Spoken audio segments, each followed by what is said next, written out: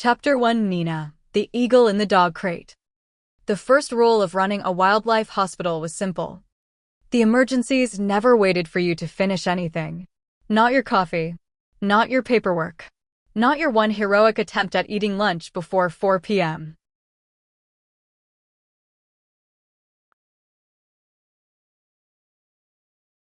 Chapter 1 Nina, the Eagle in the Dog Crate.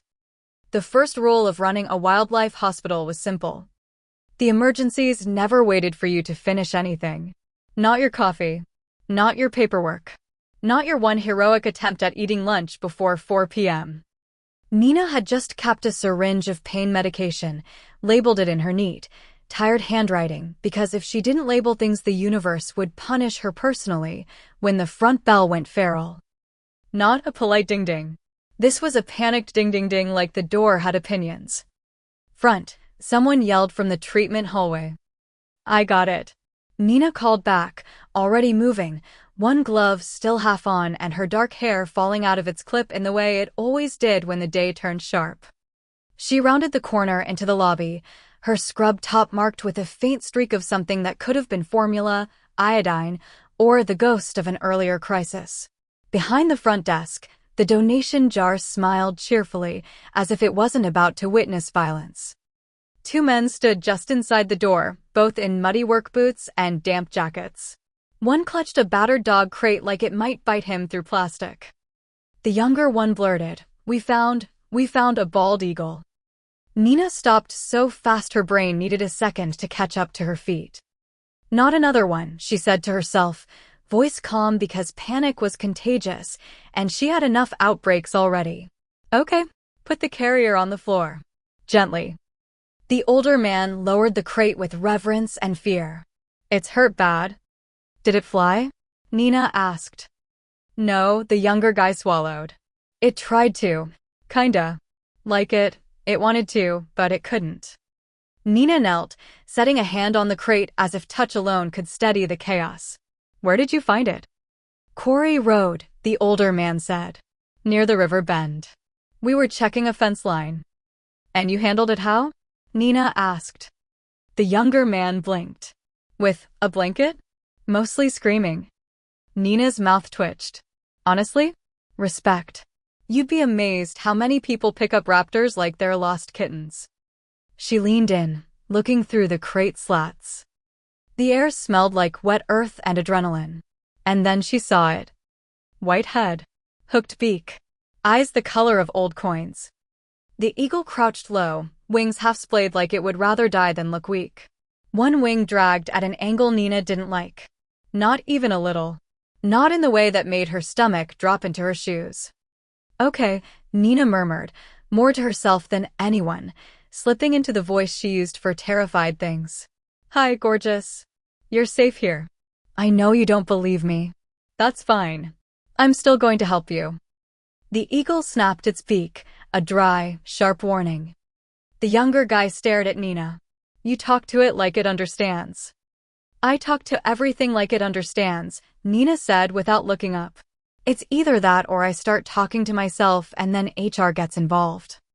The older man shifted, anxious. Is it gonna make it? Nina didn't answer yet. She didn't hand out hope in the lobby.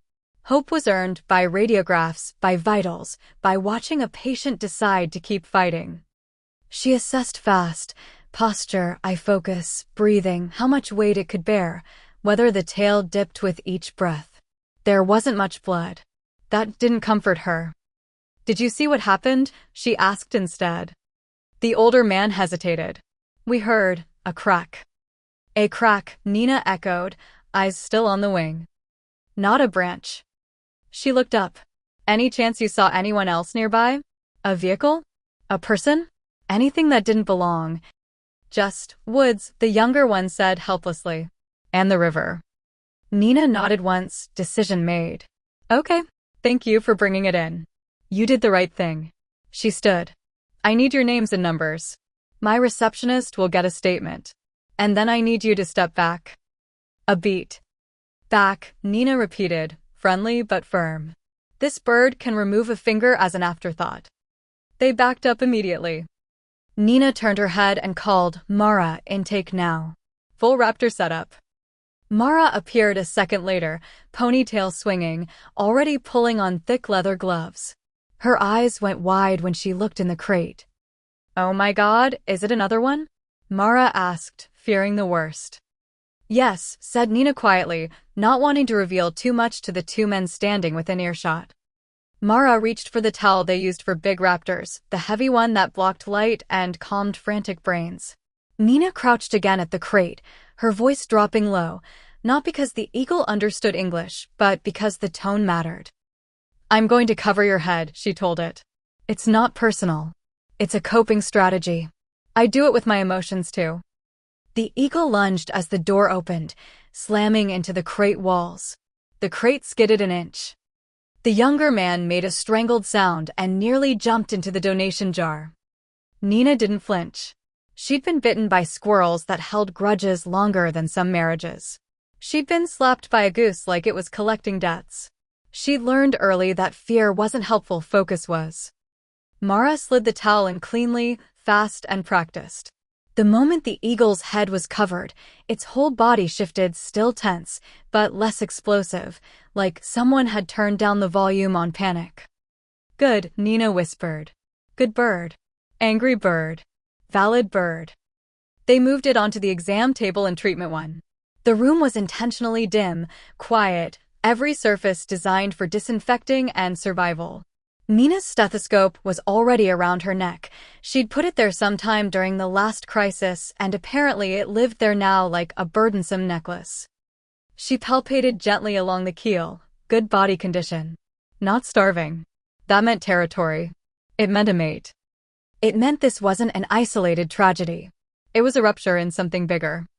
Nina examined the wing. The angle suggested fracture near the forearm, maybe involving the wrist. She tested stability with the barest pressure. The tiniest crunch answered back. Her jaw tightened. Mara watched her face. "What is it?" "Fracture," Nina said. "Likely traumatic. Likely projectile-related." Mara's eyes flashed. "Again?" Nina paused just long enough to feel the anger rise, hot and immediate. "Again." Mara swore softly. "Quarry Road is right by Stonewater's proposed development boundary." Nina's gaze snapped to her. "Don't start." "I'm just saying," Mara shot back, hands careful and gentle as she monitored the eagle's breathing.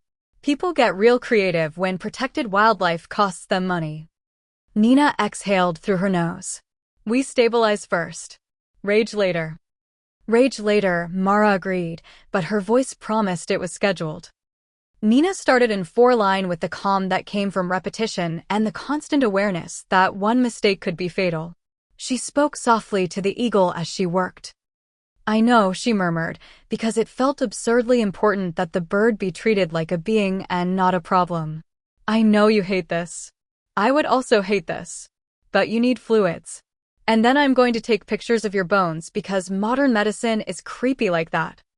The eagle's talons flexed weakly. Its chest rose and fell, steady but strained. Nina glanced at Mara. "Oxygen." Mara set it up without being told twice. Nina's assistant, Jules, appeared at the doorway, clipboard in hand. "Dr. Hart, I got the finder's information. Do you want law enforcement contacted?" Nina didn't hesitate. "Yes. Game warden. Immediately." Jules nodded and moved. Nina turned back to the eagle, her focus narrowing again. She checked eyes, mouth, the tiniest clues that spoke of shock. There was no visible wound. That didn't mean there wasn't one. It meant it was hiding behind the feathers. Her pulse flicked high in her throat. If someone was shooting eagles in her county, it wasn't just a wildlife crime. It was a message. The wall phone rang. Jules answered, then appeared again, eyebrows raised. "He says he's on his way," Jules reported. "Name is Seth Rowland." Nina blinked. "Seth Rowland?" Jules shrugged. "He said he's the game warden." Mara leaned in, whispering, "Is that the guy everyone keeps comparing to a cardboard cutout of authority?" Nina shot her a look. "Be nice." Mara mouthed, "Never." Nina returned to her patient and forced herself back into Dr. Brain. Radiographs would tell her more. Pain control. splinting, surgical plan.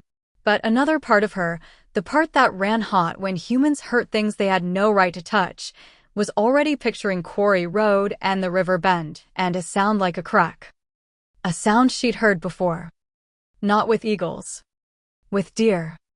With illegal hunters who didn't like being told no. Seth Rowland arrived exactly when he said he would. Nina knew because he didn't come stumbling in, apologizing. He didn't come late, defensive. The front bell chimed once, clean, controlled, and then he was there. When Nina stepped into the lobby, he was scanning the room like a man who cataloged exits as a habit. Uniform crisp. Badge gleaming. Boots worn but cared for. He was tall in a solid, grounded way, shoulders broad beneath the jacket like he'd been carved for duty. His gaze landed on her and held.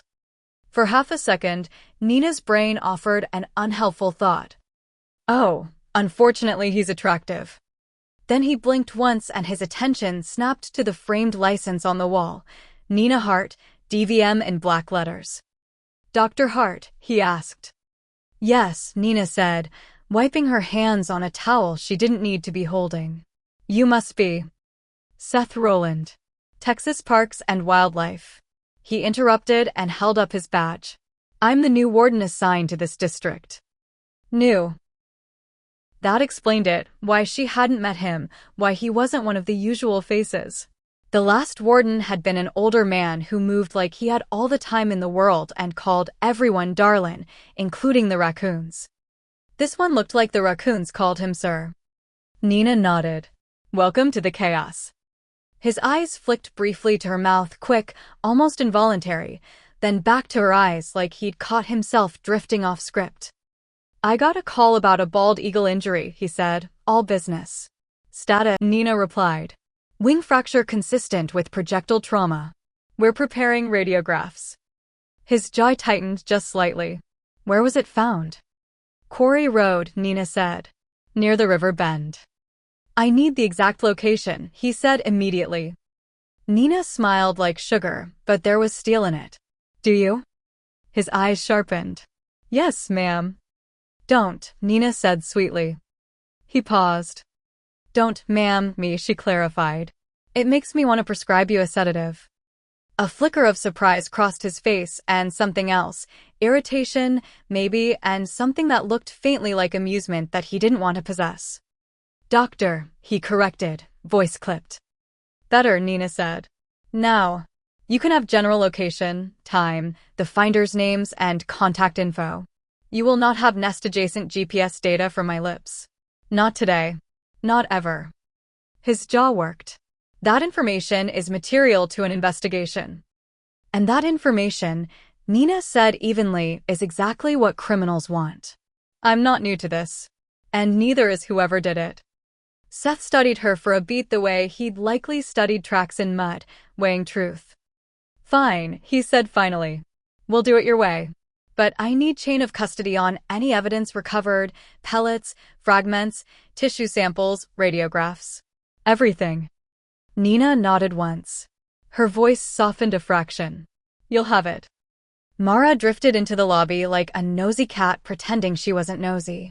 Seth's gaze flicked to her, then to Nina again. You run this facility, he asked, as if confirming a fact he'd just filed. I do, Nina replied.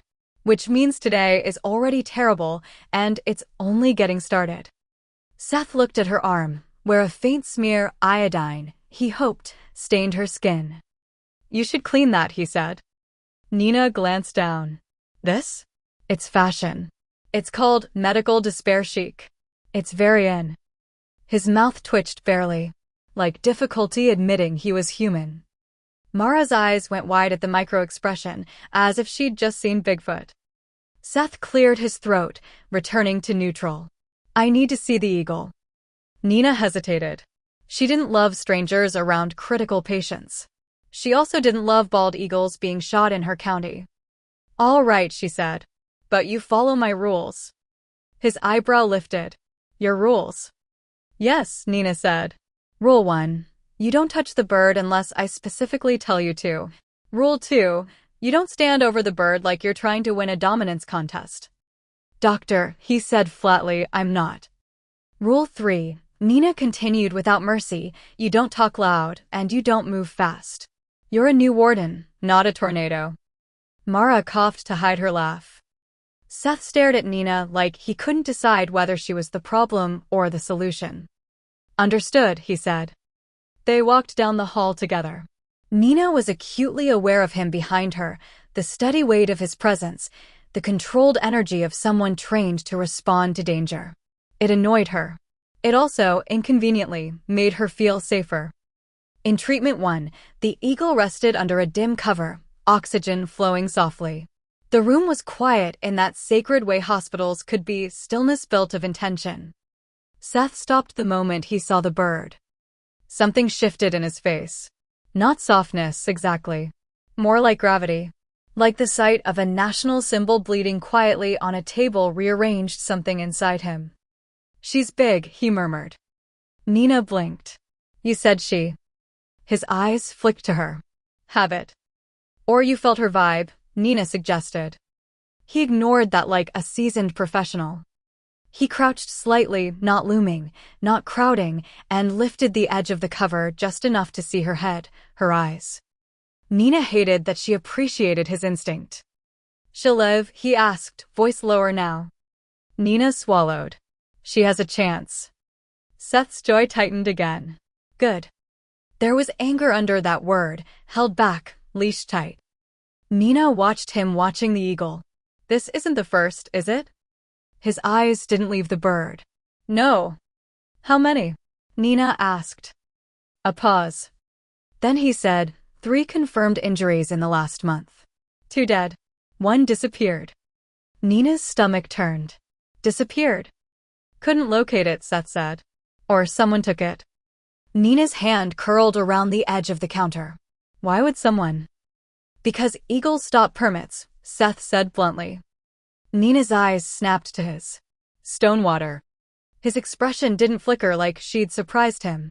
It flickered like she'd named the thing he'd been carefully not saying out loud. I'm not accusing anyone without proof, Seth said. But yes, that area is complicated. Complicated. Nina could have laughed. She could have screamed. Instead, she nodded, her doctor brain already plotting documentation, photos, timestamps, anything that could become truth in court. I'll send you copies of radiographs, she said. Full medical report. Photographs. Anything we find. Seth's gaze held hers, steady and intense. Thank you. It sounded like it cost him something. Nina surprised herself by softening. I want her back in the sky. His eyes dipped, just slightly, just enough to make Nina's pulse glitch, and then return to her face. And whoever did this, Nina added quietly, I want them stopped. Seth's voice dropped. So do I. He straightened, all business again. I'll interview the finders. Then I'm going to Quarry Road. Nina nodded.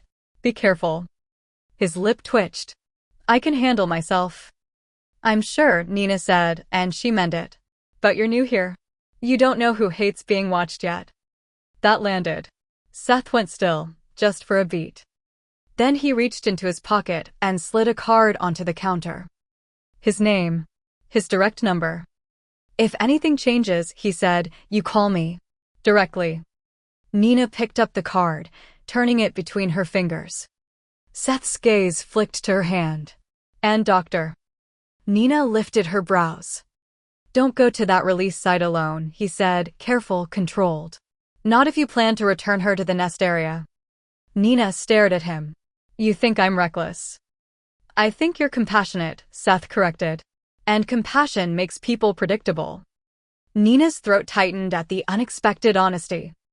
Before she could respond, Seth pivoted and left, footsteps steady, the front bell chiming once again like punctuation. Nina stood there holding his card. Mara appeared beside her, eyes bright. He's intense. Nina exhaled slowly. Yes. Mara leaned closer. Also hot. Nina shot her a look. You're fired. Mara grinned. You can't fire me. I know where all the syringes are. Nina's mouth twitched despite herself. She glanced out the front window and her humor slid right off her bones. A dark, older truck sat across the gravel lot, engine running. Windows tinted enough to hide a face. It hadn't been there earlier. Or maybe it had, and Nina had been too busy saving lives to notice predators in plain sight. The truck idled for a moment longer. Then it rolled forward slowly, unhurried, and turned onto the road like whoever was inside had all the time in the world. Nina's grip tightened on Seth's card until it bent. Somewhere down the hall, the bald eagle shifted under the cover, talons scraping softly against the towel, alive, stubborn, furious. Nina stared at the empty road. "Okay," she whispered. Then she turned back toward Treatment 1, because that's what she did. She ran toward the pain instead of away from it. "Let's get you home," she said to the eagle, voice steadier than her pulse. "And then let's find who tried to take the sky from you."